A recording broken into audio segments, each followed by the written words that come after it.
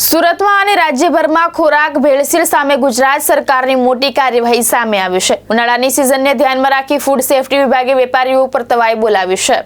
સુરત સહિત સમગ્ર રાજ્યમાં ઉનાળાની સિઝન દરમિયાન તરબૂચ, શેરડીનો રસ, મેંગો જ્યુસ અને આઈસ્ક્રીમ વેચનાર વેપારીઓ ઉપર સઘન ચેકિંગ હાથ ધરાયું છે।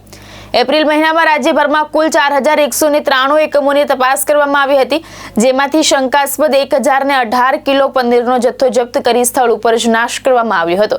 ગંભીર ઉલ્લંઘન બદલ 18 એકમોને સીલ મારવામાં આવ્યા હતા, જ્યારે 270 એકમોની નોટિસ પાઠવવામાં આવી હતી અને 118 નમૂનાઓ લેબ તપાસ માટે મોકલવામાં આવ્યા છે। મહાનગરપાલિકાઓ દ્વારા 2.84 લાખ રૂપિયાની વધુનો દંડ પણ વસૂલાયો છે। તેમજ ઉનાળાને ધ્યાનમાં રાખીને 1705 નમૂનાઓની વિશેષ ચકાસણી કરવામાં આવી છે।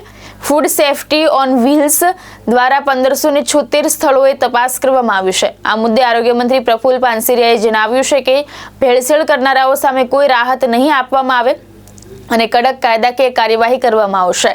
તેમણે લોકોને અપીલ કરી છે કે સસ્તા અને હલકી ગુણવત્તાવાળા આઈસ્ક્રીમ અને ઠંડા પીણાથી દૂર રહેવું અને માત્ર સ્ટાન્ડર્ડ પ્રોડક્ટ્સ પસંદ કરવી જોઈએ। સુરત શહેર અને ગુજરાતભરમાં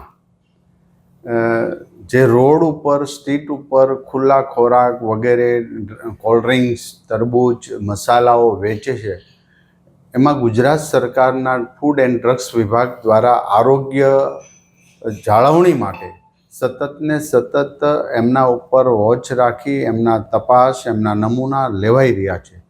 આ ટીમ ફૂડ એન્ડ ડ્રગ્સની ટીમ સતત કામગીરી કરી રહી છે। એ લોકોના સ્વાસ્થ્ય માટે કરી રહી છે અને એ માટે હું બધાને વિનંતી કરું છું કે આપણે ખાવાની વસ્તુ લઈએ છીએ એ ખૂબ સ્ટાન્ડર્ડ કંપની અથવા તો ખૂબ સ્ટાન્ડર્ડ ડેરીની પ્રોડક્ટનો જ યુઝ કરી લેભાગુ તત્વો કે ખુલ્લું વેચાતો ખોરાક એક પણ ના લે, પરંતુ જે ભેળસેળ કરી રહ્યા છે, જે બદમાશી કરી રહ્યા છે, અમારો આરોગ્ય વિભાગ સતત વોચ રાખી અને રોજના રોજ દરોડા પાડી રહ્યા છે। 1,21 લાખ જેટલી દવાઓ, ડ્રગ્સની અંદર ભેળસેળ અને નશીલી દવાઓ વગેરે શંકાસ્પદ દવાઓનો જથ્થો સીલ કરી દેવામાં આવ્યો છે। એ જ રીતે આઈસ્ક્રીમ, કેરીના રસ, તરબૂચ વગેરેની અંદર પણ ભેળસેળ કરીને જે એસેન્સ નાખે, કલર નાખે છે, આ લોકોને પણ છોડવામાં નહીં આવે। એટલે એના હેતુથી આ જાગૃતતા લાવે છે।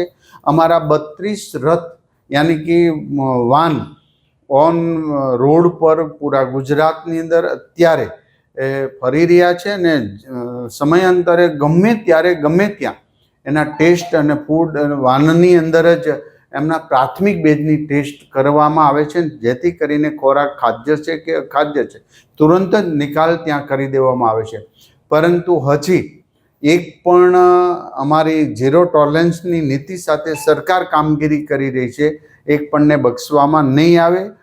લોકો આજે નહીં તો કાલે આ બદમાશી કરનાર લોકોએ સુધરવું પડશે અને સુધારવા માટે અમારું ફૂડ અને ડ્રગ્સ વિભાગ સતત કામગીરી કરી રહ્યું છે। ભાવેશ ઉપાધ્યાય, દ્રષ્ટિકોણ ન્યૂઝ, સુરત।